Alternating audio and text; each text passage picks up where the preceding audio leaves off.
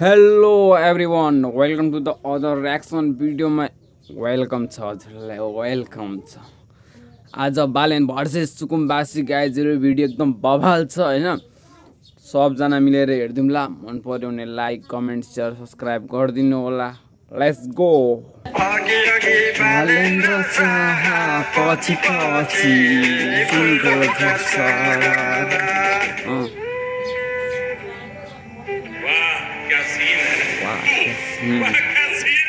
ओहो कस्तो फुर्सद छ हामी नेपालीलाई। डोजर हेर्यो बस्यो 2000 रुपए गाड़ी भाड़ा तिरेर रमिता हेर्न आएको। 2000 रुपये भाडा तिरेर हेर्न आएको। ऐसा मत करो मेरी जान, लाइफ में कुछ अच्छा करो यार। बेरोजगारीको हद पार गर्नु भएका हजुरले। रोजगार नभरि हेर्न आएको त रमिता हेर्न आएको, म हेर्नदेखि आएको। एउटादेखि डोजर हेर्न आएको रे 2000 रुपये भाडा तिरेर।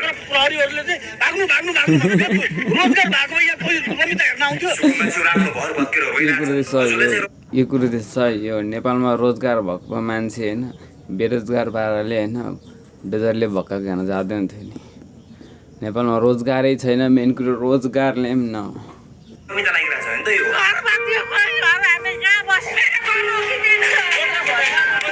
मेरो मन त्यसै हुन्छ। डोजर चलाउन आजै छोड। किन छोड्ने? डोजर कन्टिन्यू चल्छ। यदि रोक्ने नै हो भने म गएर डोजर मुनि सुत्न चाहिँ म त डोजरभन्दा पहिला म छाती थापेर बस्छु। छाती थाप्नु जन्मदिन फटुवा पनि छाती थाप्ने बाचाले चुनाव जितेकाहरूलाई बाचा पूरा नगरेको आरोपमा मुद्दा लाग्छ कि लाग्दैन? मुद्दाको कुरा छोडिदिनुहोस्, तर सुकुम्बासीको आँसु र मन्दिर भत्काएको पाप चाहिँ लाग्छ भन्दैछ। मन्दिर अझै हाल्ला। हे शिव भगवान, तपाईँ पनि सुकुम्बासी हो र? तपाईँ पनि सुकुम्बासी हो र? फैमिली देखती है वरना मैं एकदम बवाल एकदम खतरा।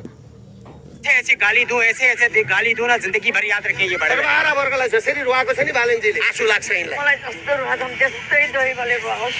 मान्छेको घर भत्काएर त्यो सबैलाई त्यो टाट पल्टाएर बाटो बढाउनु चाहिँ त्यो सही हुँदैन। अनि गरिब सुकुम्बासीको घर चाहिँ किन भत्काइदिएको त? काँदैन हजुरले मारिदिनु पर्यो गोली हालेर।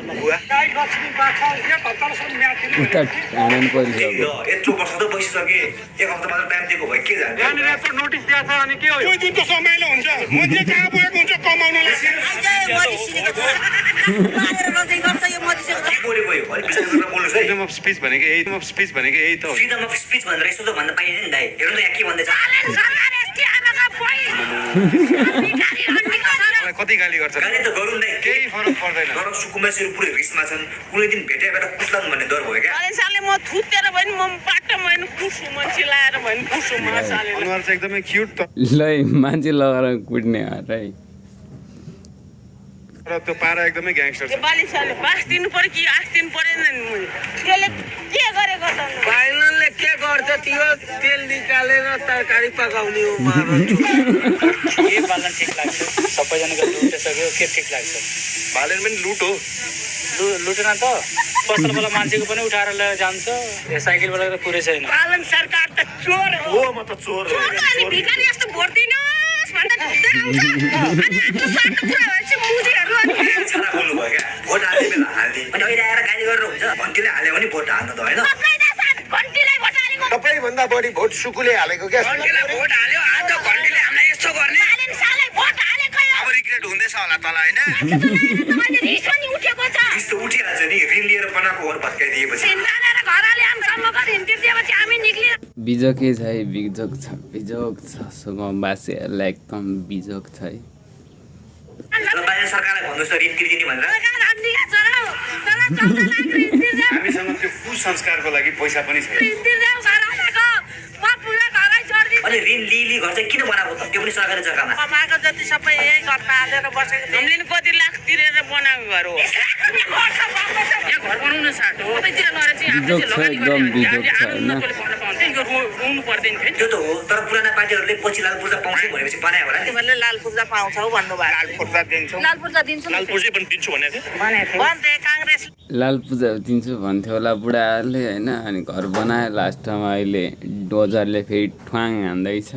बिजोक छ। भन्थे एमाले नि भन्थे माओवादीले नि भन्थे। धेरै जस्तो एमालेको भोटर्स हरे एमालेको भोटर्सहरू छ। हामी त एमालेकै थियौँ होइन। उहाँहरूलाई नै भोट दिन्थ्यौँ हामीले। उहाँकै मान्छे हौँ हामी। हामी एमालेको मान्छे हो भन्नुभयो, तर खै त हजुरको घर भत्किँदा एमालेहरू आएको। भोट माग्ने बेलामा मात्रै हामी बाटोमा आउँदै चोरहरूले खाए मजाले राखे भोटरहरू हुन्छ गाली सालीमा जानलाई यहाँबाट मान्छे धेरै निस्क्यो सुकुम्बासी। तिमीहरूलाई आयोग बनाइसकेपछि तुरुन्त लाल बुर्दा भन्नु पर्यो।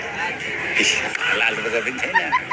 केही पनि छैन अहिले चाहिँ एकदम ठिक छ आफ्नो घर भएदेखि दुःख लागेको छैन छैन मलाई त के आफ्नो सम्पत्ति भए पनि दुःख नामलाल बस्यो दुर्बुढे हिँडे यस्तो सजिलो छ कि क्या आफ्नो बसेको ठाउँ छोड्न डोजर ल्याएर आफ्नो बस्ती नै हटाइदिएपछि पिर पर्दैन मल बनाएछ अनि पिर परिहाल्छ नि सुकुमासीलाई पिर परेको छ छैन हाम्रो छँदै छैन यत्रो पिर पऱ्यो सुकुम्बासीहरू जसले चाहिँ पक्की घर बनाउनु भएको हाम्रो ठाउँै छैन यत्रोको अरे एकदम बुढा खतरा रहेछन् एकदम बाबा छैन उहाँहरू त खुसी हुनुहुन्छ 8 घण्टा रहेछ ठिकै सरकारले अब यो बस्ती भत्काउनलाई राम्रोको लागि भत्काए ठिकै छ ठुलो घर हुनेहरूलाई त ठिक छैन होला बाजे हजुरको त के कोरी घर मैले त काठको भनिहालेँ कति तलाको घर हो यो सुकुम्बासी नि हुँदो रहेछ सुकुम्बासी बस्तीमा 5 तलाको घर यो त भत्काको ठिकै हो यार 5 तले भएको मान्छे सुकुम्बासी हो जस्तो लाग्छ लाग्दैन हुकुम्बासी हो सब हुकुम्बासी राष्ट्रले नै बनाउन जीवनभरिको कमाइले बनाएको थियो अनि सुकुम्बासी बस्तीमा 5 तलाको घर भएको मान्छेलाई पनि सुकुम्बासी भन्ने त यसरी कतै जग्गा नभएकोलाई चाहिँ सुकुम्बासी भनिन्छ क्या जिल्लामा कहीँ कतै जग्गा छ कि छैन जग्गा अलिकति छ छैन भन्दैन तर भिड पाका भइरहेको छ यहाँ चाहिँ छैन तर ऊ पाहाडमा छ भने चाहिँ सुकुम्बासी भन्छ मेरो गाउँमा छ के अरे मेरो बाउ बाजेको त त्यो सबै जङ्गल भइसक्यो अनि गरी खाने दुःखले गाउँको जग्गा छोडेर सहरमा सुकुम्बासी हुन आएपछि जङ्गल हुँदैन त भनेर कमेन्टमा गाली गर्दैछन् अब फर्केर गाउँ जाने हो खेत गर्न 15 किलो गाउँले 1 किलो चामल पुग्न पुगेको छैन कस्तो खेत गर्नु कस्तो कुरा गर्नुहुन्छ यार सहरमा अनि यति ठाउँ पाइन्छ त दुःख त गर्नु पर्यो नि बिल्कुल सही कुरो गाउँमा अहिले पनि दुःख गरिरहेको सही छ कुरो त एकदम बिल्कुल सही कुरो हो यसरी दुःख गर्नुपर्छ त यदि यो घर धनी सुकुम्बासी हो अनि यति ठाउँ पाइन्छ त दुःख त गर्नु पर्यो नि बिल्कुल सही कुरो गाउँमा अहिले पनि दुःख गरिरहेको छ नि त हो यतिको दुःख चाहिँ गर्नुपर्छ अनि हुन्छ त यतिको दुःख गर्नुपर्छ गाइजहरू यदि यो घर धनी सुकुम्बासी हो भने नेपालको 90% जनता सुकुम्बासी हुन्छ हुन्थ्यो हामी पनि सुकुम्बासी नै हुन खोज्छौँ हुकुम्बासी होला भए खिल्ला गाडी चढिन्थ्यो एउटै घरमा 2टा 3टा बुलेट 2टा पोजेरो छ यहाँनिर यो त कति खोल कार सार्दा प्रतिशत यहीँनिर पार्किङ गर्छन् कारहरू भनेपछि सुकुम्बासीहरू कार चढेर हिँड्छन् आफू यहाँ ठुलो बाइकमा हिँडिन्छ यार सुकुम्बासी के त्यो सुकुम्बासी त ल भन्छ तिमीहरू चाहिँ कहाँको धनानी हो रहेछ सुकुम्बासी गैर गुर्सिया त तिमीहरू हो सुकुम्बासी त धनी हो पैसा दिएर मुही बस्यो हो रहेछ सुकुम्बासी भनेको सानो झुपडीमा बस्ने गरिब भनेको त धनी पो हुँदो रहेछ नि यार निधारमा लेखा हुँदैन को धनी छ को गरिब छ नेतामा त लेखा हुँदैन तर घाँटीमा त झुन्ड्या हुन्छ नि हुन्छ। उहाँसँग पनि रहेछ सिक्रेट यो गुरुदेव सही हो निधारमा नलेखे पनि घाँटीमा त झुन्डेको हुन्छ नि ऊ त्यस्तो सुनकै भने ग्यारेन्टी छ नक्कली सुन भन्नुपर्छ नि सुनकै हो भनेर सान झारिहाल्नुपर्छ है हुकुम्बासी रहेछ सुनको सिक्री लगायो भन्ला नि फेरि सिक्री लाउनै नपाउने ट्रोल बन्ला भन्नु खोजे ट्रोल बन्दैन घाँटीमा सिक्री लगाएको त हो नि के सुनको दाँत लगाएको हो र ट्रोल बन्नलाई सुनको दाम लगा 3000 को सुनको दाम त्यो क्या हालेको हो कि माथिबाट हुकुम्बासी हो त्यो पनि शब्द हो उसको छोराछोरीले कमायो आमालाई गिफ्ट दियो त्यो चाहिँ लाउनै नहुने के कुन सबै खोलेर रोडमा लगाएर राख्नु पर्ने काकी उल्टो ठुल्ठुलो कुरा नगर्नुहोस् नक्कली सुकुम्बासी रहेछ भनेर झार्दैन नि फेरि सुनको दाँत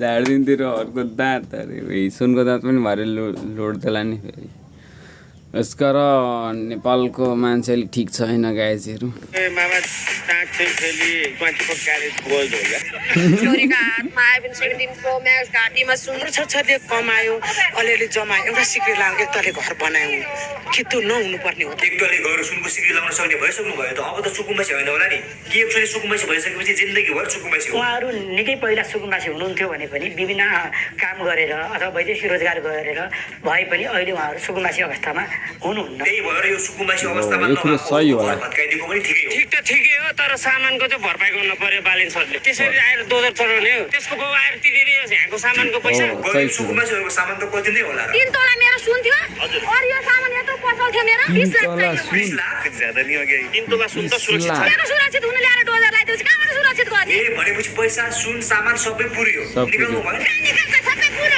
लक्के ढिजा चुटेर मैले फ्रिजको माथि राखेँ त्यो कहाँ छ मेरो 5 लाख रुपैयाँ पैसा दराजमा छ लु सरकार तिर्नु पर्यो उहाँको 5 लाख दिएर नि छैन भने के गर्ने हो त्यत्रो सुन पैसा रहेछ अब जे गर्ने हो कबाडीवालाहरूले गर्छ